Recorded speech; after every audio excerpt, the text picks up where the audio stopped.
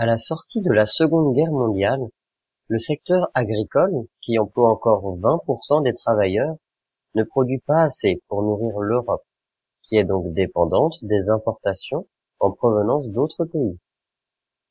L'Europe cherche à se reconstruire et à jeter les bases d'un système économique plus solidaire, susceptible de maintenir la paix et de relancer l'économie, tout en assurant l'approvisionnement alimentaire des populations. Pour atteindre ces objectifs, 6 pays fondent la Communauté économique européenne en 1957 et se dotent d'une politique agricole commune, la PAC, en 1962.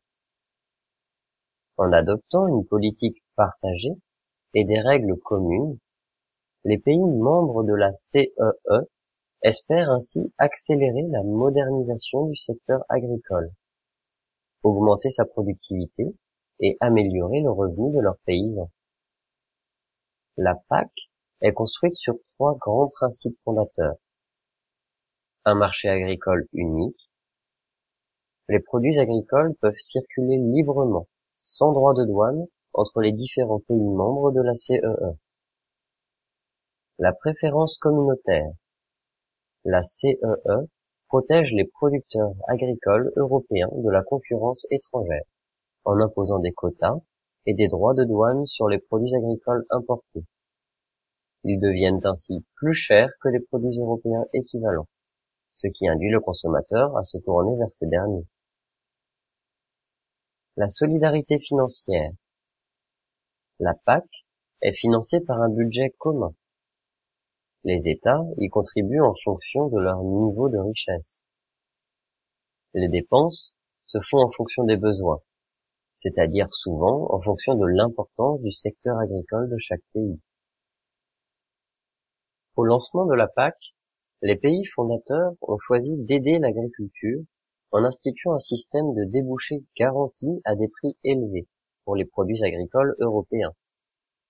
Ainsi, chaque année, les ministres de l'agriculture se réunissaient à Bruxelles pour décider ensemble des prix auxquels le blé, la viande, le lait, etc. seraient achetés aux producteurs. Si les agriculteurs trouvaient un débouché à un prix supérieur, ils pouvaient bien sûr vendre à ce prix. Mais sinon, la CEE s'engageait à acheter leurs invendus au prix garanti. Sécurisés, les agriculteurs européens ont donc été incités à produire toujours plus et à investir pour se moderniser. En 15 ans, les rendements céréaliers augmentent de 50%. La taille des fermes double et le nombre d'agriculteurs diminue de moitié. Les paysans sont devenus des exploitants agricoles. Dès la fin des années 70, l'Europe devient autosuffisante pour de nombreux produits alimentaires. Mais les prix garantis élevés continuent à inciter à la production. Et l'Europe doit de plus en plus recourir au stockage, ce qui lui coûte cher. On parle à l'époque des rivières de lait et des montagnes de beurre de l'Europe. Quand elle exporte ses produits agricoles sur le marché mondial, elle doit compenser la différence entre le prix garanti, auquel elle a acheté les produits des agriculteurs européens, et le prix qu'elle réussit à en obtenir sur le marché mondial, bien inférieur. Le budget de la PAC explose. Elle est de plus dénoncée par les partenaires commerciaux de l'Europe, les États-Unis en tête. Ils l'accusent de protectionnisme et de commerce déloyal, car en écoulant ses excédents sur le marché mondial à bas prix, l'Europe déstabilise les cours mondiaux. La PAC est aussi contestée en interne, car elle incite à une forte intensification qui a des effets néfastes sur l'environnement. Et malgré les sommes considérables dédiées à la PAC, le secteur agricole reste plus pauvre que les autres, et certaines campagnes se désertifient. Contestée en interne et en externe, la PAC doit être réformée. Une série de réformes va avoir lieu et va progressivement infléchir la façon dont la PAC soutient le revenu des agriculteurs. On passe progressivement d'un système de soutien par les prix à un système de soutien par des aides directes versées à chaque agriculteur à la fin de chaque année, et qui ne sont plus calculées en fonction de leur choix de production ou de rendement. L'objectif est ainsi de ne plus inciter les agriculteurs à produire toujours plus, d'éviter d'avoir à subventionner les exportations et de maîtriser les dépenses.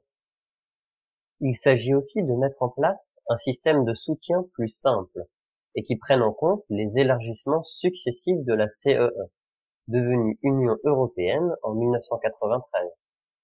Elle compte en 2013 28 États membres. Depuis les années 2000, une partie du budget de la PAC, environ 20%, est dédiée au développement rural. Il s'agit de financer des mesures qui améliorent la mise en valeur des territoires en zone rurale. Par exemple, on finance des aides spécifiques aux agriculteurs de montagne, à ceux qui adoptent des techniques plus respectueuses de l'environnement, ou à des exploitations qui modernisent leurs bâtiments d'élevage. Les communes rurales peuvent aussi être aidées. L'ensemble de ces mesures sont regroupées dans ce qu'on appelle le second pilier de la PAC, par opposition au premier pilier, qui finance les aides directes aux agriculteurs et les interventions sur les marchés. Ces réformes ne répondent cependant pas à toutes les critiques auxquelles la PAC fait face. Les problèmes environnementaux créés par l'agriculture intensive ne sont pas résolus. Le système d'aide reste très injuste, car il assure une rente confortable à certains agriculteurs, en particulier les céréaliers, et laisse d'autres systèmes d'exploitation, comme l'élevage extensif ou le maraîchage et l'arboriculture, avec des revenus trop modestes et trop instables. La PAC est aussi devenue un ensemble de plus en plus compliqué de règles et d'exceptions qui nuisent à l'efficacité et à la lisibilité de son action.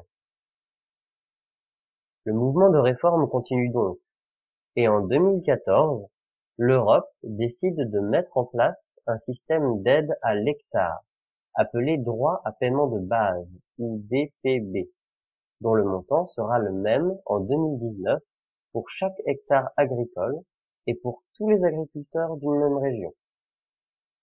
Le versement de ces aides est soumis à ce que l'on appelle le verdissement, et qui correspond à un ensemble de pratiques respectueuses de l'environnement que l'agriculteur doit respecter pour toucher cette DPB. La réforme de 2014 a ainsi cherché à relégitimer la PAC aux yeux de la société et des gouvernements, en la rendant plus efficace, plus juste et plus verte. Mais c'est l'avenir qui pourra nous dire si cette nouvelle réforme portera vraiment ses fruits. En effet, la PAC est comme un gros paquebot, lourd à manœuvrer, et les changements de cap se font progressivement et doivent s'anticiper.